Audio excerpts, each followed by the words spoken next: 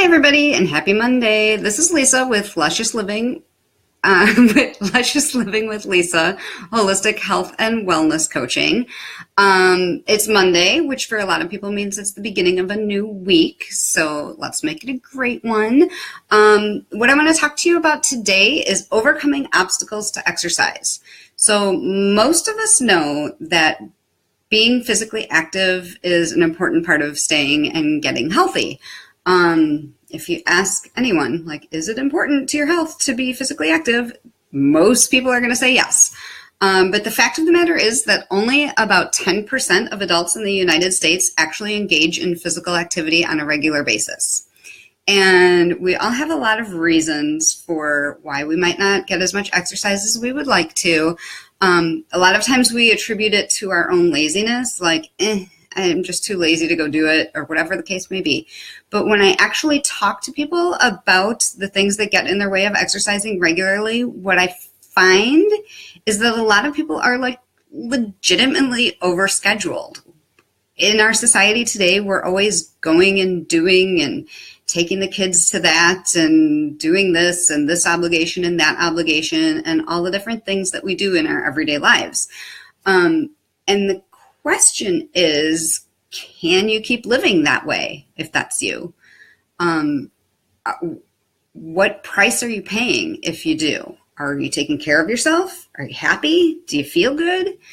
And if the answers are things like, no, I really can't keep living this way, or the price I'm paying is that I feel crappy, I'm not happy, I don't feel good, then the big question becomes, how can we make it a priority? Because if you don't have the time for exercise, then you don't have the time to be sick either. So I'm here today to give you a couple tips as to how to overcome obstacles to exercise. So one thing I think a lot of us struggle with, and I include myself in this, is we feel like if we don't have enough time in one block of time to get like a legit workout, we feel like it's not even worth it. But the truth is that even little bits of activity throughout your day can make a big difference. And I've done the math on this. If you spend 5 minutes 2 times a day using the stairs instead of an elevator, if you work like in an office building or someplace where that's an option to take stairs instead of an elevator, if you do that, if you spend 5 minutes twice a day doing stairs, and that's 5 days a week, then in a year, that's 43 hours of exercise. So not time wasted. Another bit of math, if you spend 10 minutes walking around the block, whatever, around your office building outside 3 times a week over the course of a year, that's 26 hours.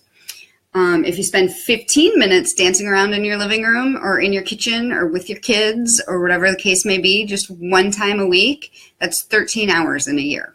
So those little bits of physical activity really do add up. And I actually have a former client who this was a huge game changer for her. At the time when we were working together, she had a toddler and a newborn.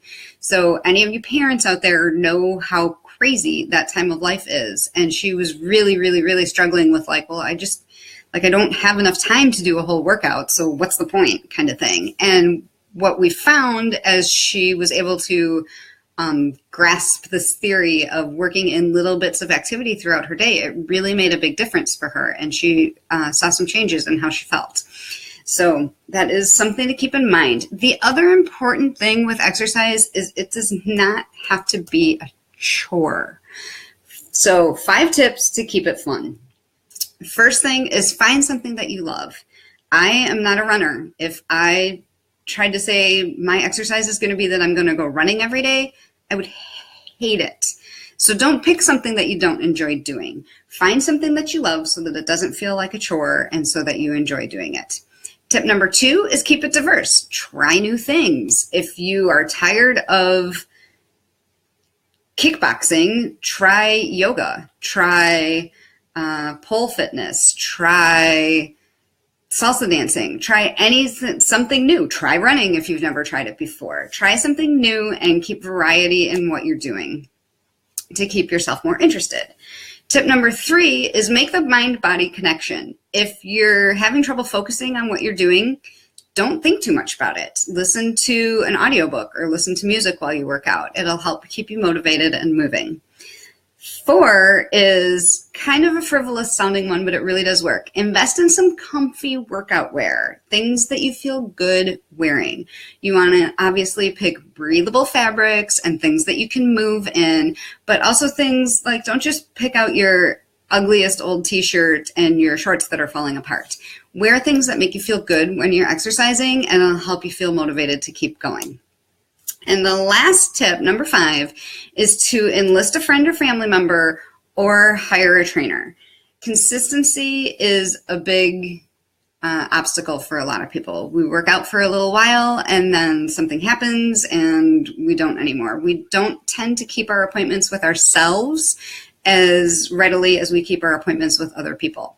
So enlist an exercise buddy or hire a trainer or sign up for a class so that you have something or someone waiting for you to join them to go exercise. So those are my tips for today for overcoming exercise obstacles. I know for a lot of us, it's the start of the new school year. I know I will be the first to admit that I haven't been to the gym since before school got out in May. My kids start school next Wednesday, and I will be headed back to the gym because that is what I enjoy, and I do look forward to getting back to it. But this is a good time of year as those of us who are parents are establishing new schedules to really work that in. Put it on your calendar. Make it a priority, whether it's one lump sum of time at whatever time of day at the gym, or if it is just little reminders to yourself. Go for a walk over lunch. Do some lunges while cooking dinner. Whatever the case may be, to get your activity in every day, and you really, really, really will feel better. So I hope this is helpful for you today. I have a blog post that has very similar content to this on my website, which is lusciouslivingwithlisa.com, and then click on blog, and you can find the post on there.